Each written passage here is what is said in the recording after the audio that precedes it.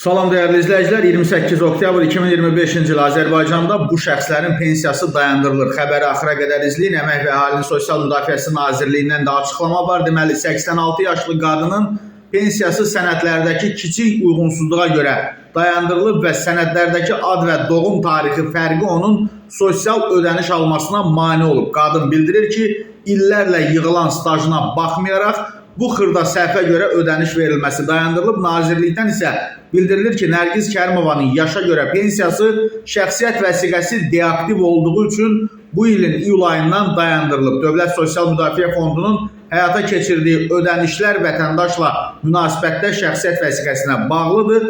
Buna görə də qüvvədə olan şəxsiyyət vəsiqəsi olmasa, ödənişlərin sistem üzərindən həyata keçirilməsi mümkün deyil. Mövzu ilə bağlı Daxili İşlər Nazirliyindən bildirilib ki, vətəndaş Nazirliyin Baş Pasport Qeydiyyat və Miqrasiya İdarəsinə yaxınlaşıb, rəsmi qaydada ərizə ilə müraciət eləməlidir. Qadın yaşlı olduğu üçün özü yaxınlaşa bilməsə, ailə üzvləri müraciət eləyə bilərlər.